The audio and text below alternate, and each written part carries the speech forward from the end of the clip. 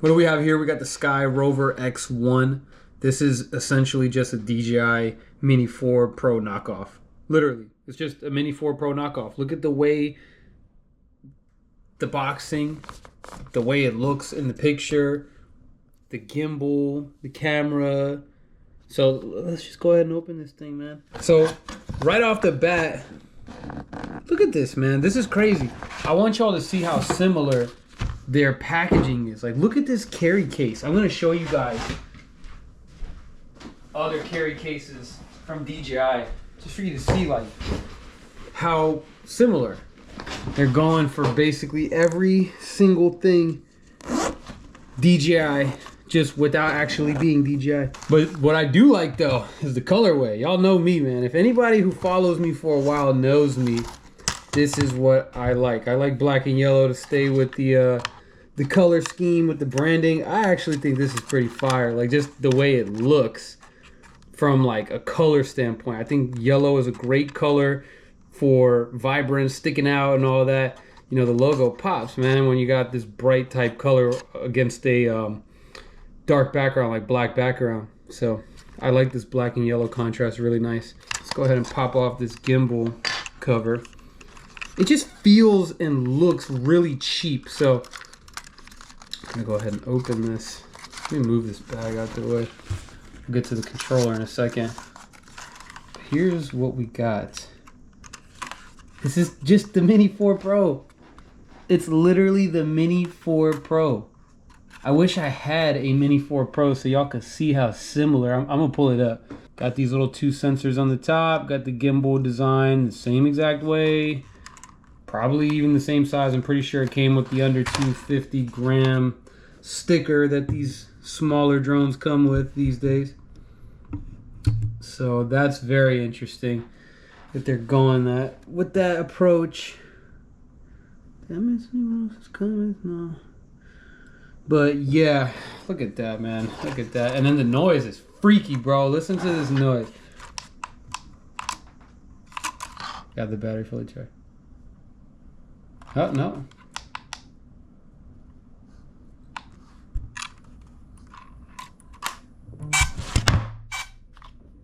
Y'all hear that? So it also doesn't have the rubber tips on the propellers. Let's actually pull out the controller. This is one thing I don't like. Again, this is crazy. Look at how similar they look, man. Let's get this drone up out of the shot a little bit. Let me just show y'all. Look at that, bro. It looks just like the DJI one. Got your Cine, got your normal, got your FN, even the placement of the, let's get this controller on, see if it makes any. Man, they're really trying their best to avoid that cease and desist from DJI. Unless DJI is the one making this under like a different name. So the next step in all this is going to be, what app do we need to download to get this thing up and running?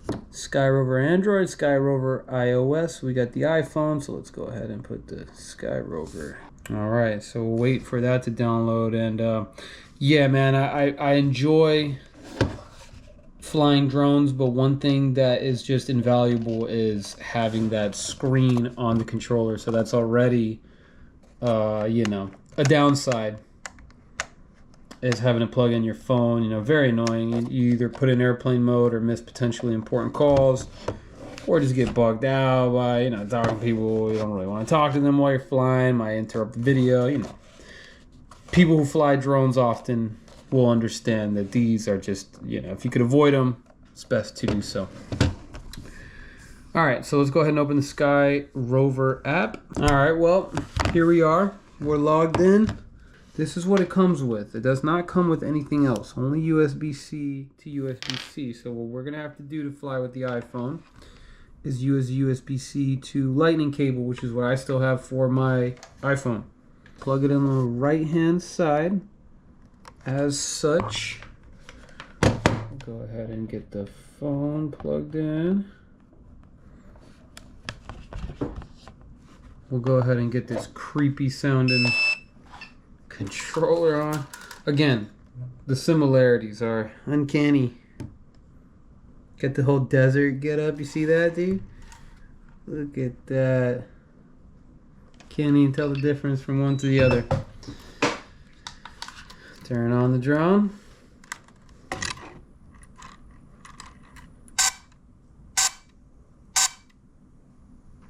I wonder if they all sound like that or if it's just mine. That sounds really bad.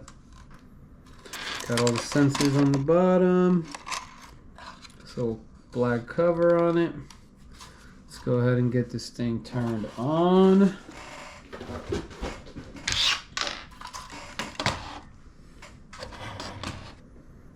Okay. So let's go ahead and activate.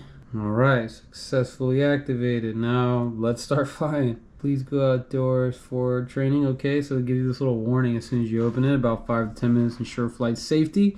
Please conduct flight training in an open outdoor area without any obstructions.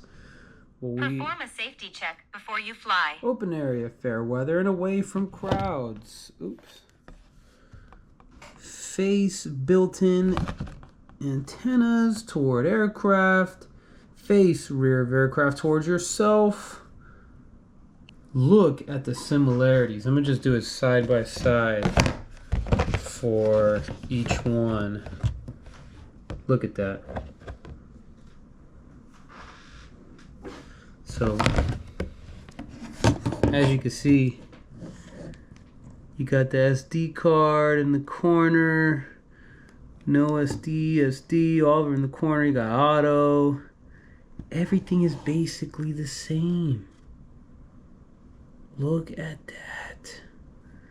That's something else. Either DJI is getting ready to send a cease and desist, or DJI is now outsmarting the US government. One or the other. But that's something. You got your takeoff permitted, you got your battery. Look at everything. The battery, everything. Literally everything. All the same. All the same.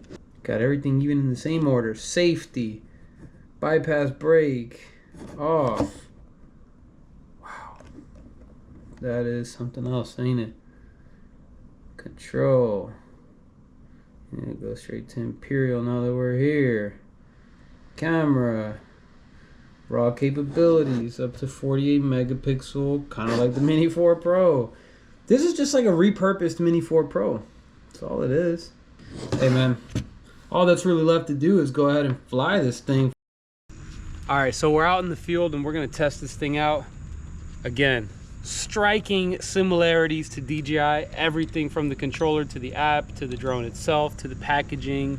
Even their listing on Amazon, if you look at it, they place everything exactly how DJI does. So again, one of two things here. This is either a cease and desist coming from DJI, or DJI is somehow involved in this, and I think it's probably the latter, because why the hell would this even get this far if DJI didn't know about it? So here we go. This is the Maiden flight. We got an SD card in there.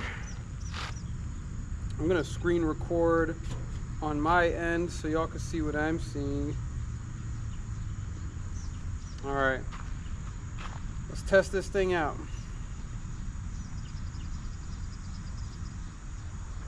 Check aircraft status before taking off. Good, takeoff is now permitted. Here we go. Takeoff. Ah, look at that.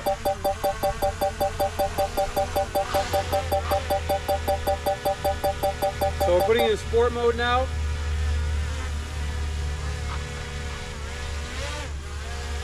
Response time is pretty good. The response time is pretty good on this. It doesn't feel like there's much of a lag or a delay from control to drone. So let's go ahead and get a video going with this. So as you can see, we go 4K all the way 4K 60, but for the purpose of this video, we'll go 30. Buttons are placed the same. It doesn't have a photo button though. It only has the red record button. So that's one thing that's different.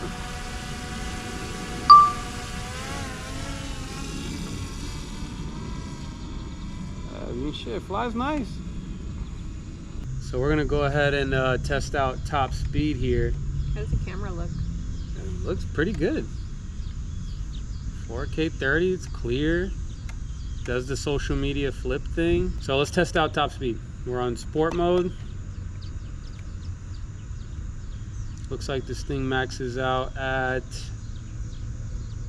35 more. Yeah, about 35 is where it maxes out. Come back.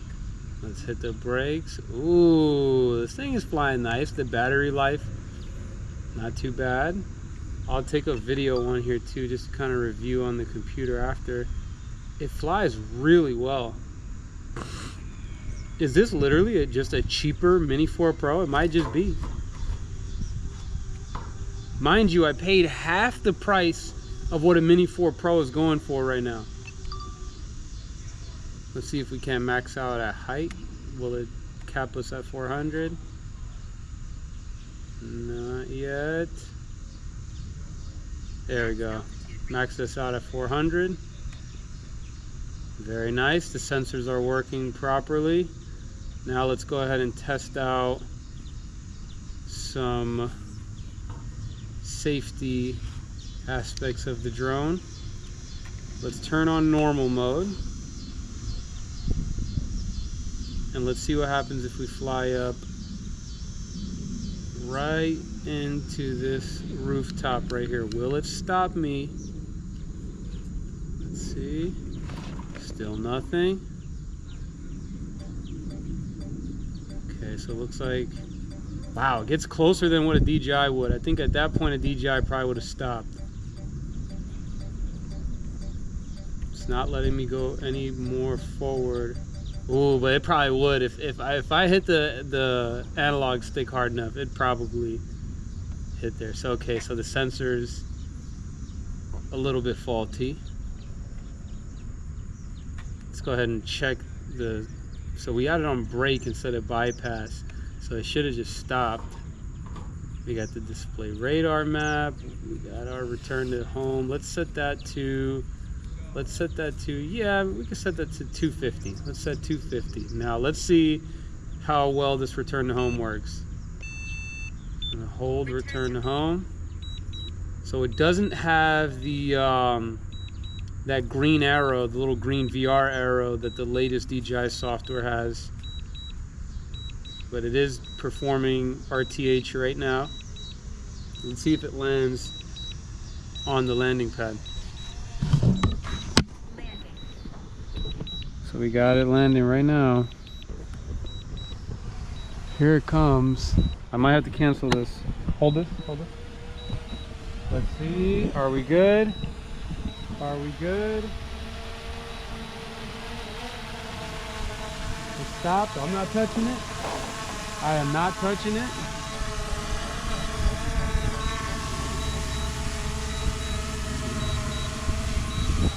Yeah, it's off by a little bit. I'm gonna just go ahead and cancel that.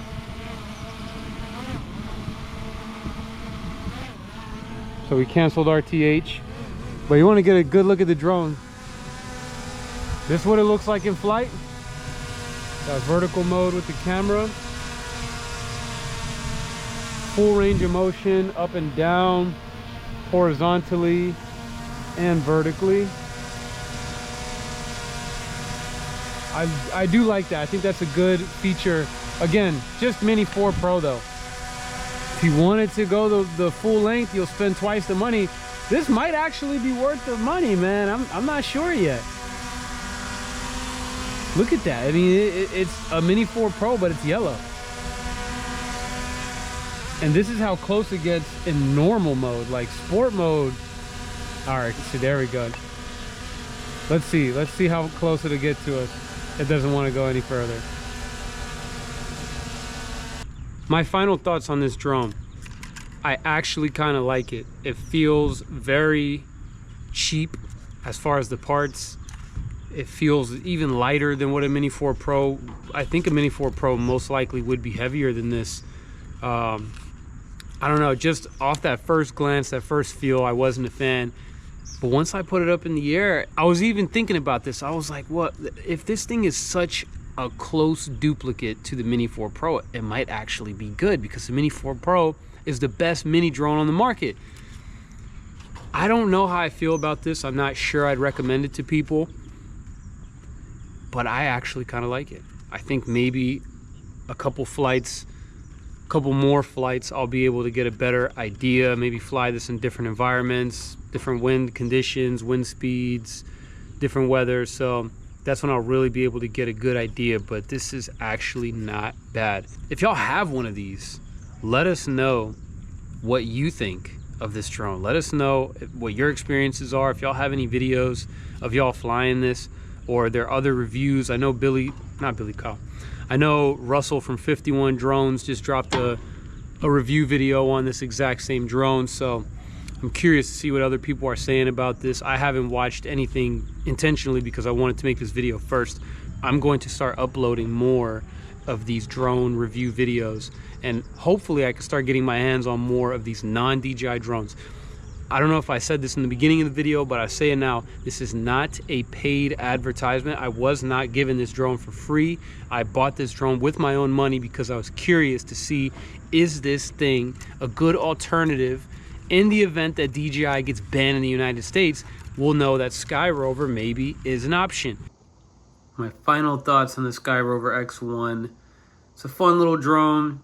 It is literally everything from the user interface of the Fly app that they have for Skyrover, down to the build, the sensor placements, the gimbal shape. It's literally just a Mini 4 Pro. For me, I believe the deal breakers are no ND filters, at least not at the moment. On their website, it says unavailable for something that looks kind of like an ND filter, but that would be an issue if there are no ND filter capabilities. And yeah, overall, I mean, it's a cool drone. It's literally just the Mini 4 Pro with the RC ND, I guess, which would be the one where you have to put your phone into it.